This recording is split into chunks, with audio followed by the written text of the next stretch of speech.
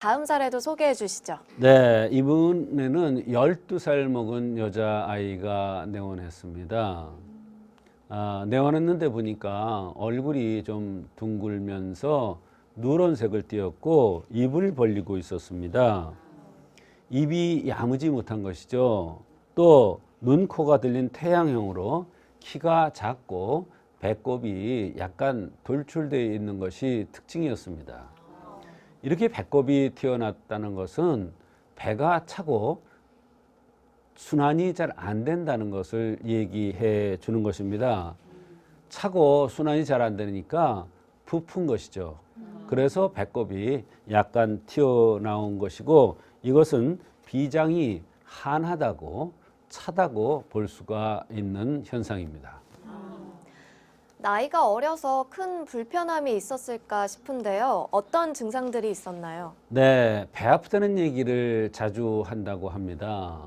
우리가 배가 아플 때는 여러 가지 이유가 있을 수 있는데, 이 학생의 경우에는 입술도 벌리고 있고 또 배꼽이 돌출된 것으로 보아서 비장이 허한 것에 의해서 나타난 것으로 볼 수 있는데요.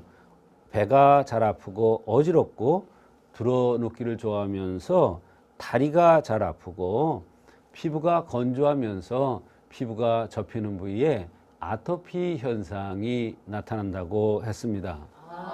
동시에 코도 작고 막힌다고 했는데요.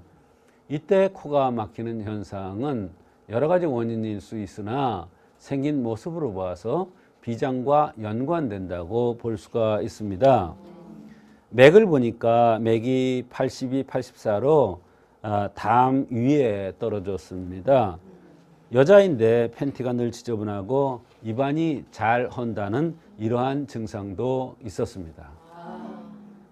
치료는 어떻게 해주셨나요? 비장의 상태를 나타내는 입이 야무지지 못한 걸 보고 보비탕을 투여했습니다. 바로 비장 기운을 도와주어서 비위가 운행이 잘 되도록 하기 위한 목적입니다.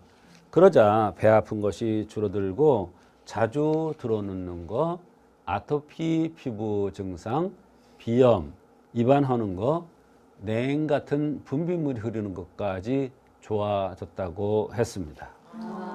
어린이 아토피와 비염으로 고민하시는 분들 참 많은데요.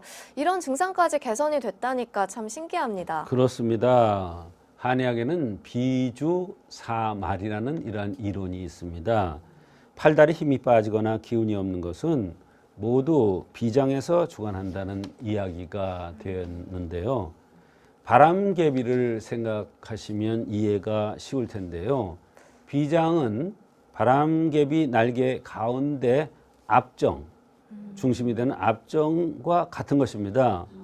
우리 몸에서 바람개비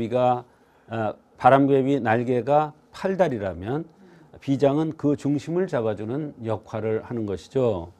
따라서 식후에 바로 20-30분 천천히 팔을 흔들면서 걷는 것은 바로 비장이 운동이 되어서 여러 가지 병들을 예방할 수 있는 가장 좋은 기본적인 운동법이 되겠습니다.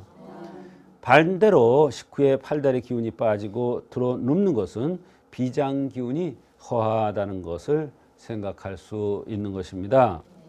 인체의 방음막 역할을 하는 비장이 좋아지면 피부뿐만 아니라 비염 이런 것도 좋아지고 냉이 좋아질 수 있는데, 이때 냉은 비장에서 생긴 습담이 흘러내려 자궁으로 나온 것이기 때문에 비장이 좋아지면 냉 같은 분비물이 나오는, 생식기에서 분비물이 나오는, 특히 어린아이들한테서 냉 같은 분비물이 나오는 것이 치료가 될 수가 있는 것입니다. 식사 후에 팔다리에 힘이 빠지고 기운이 없으시다면 비장에 문제가 있는 건 아닌가 한번 진맥을 받아보시면 좋겠습니다. 오늘은 비장병의 치료 사례들을 만나봤습니다.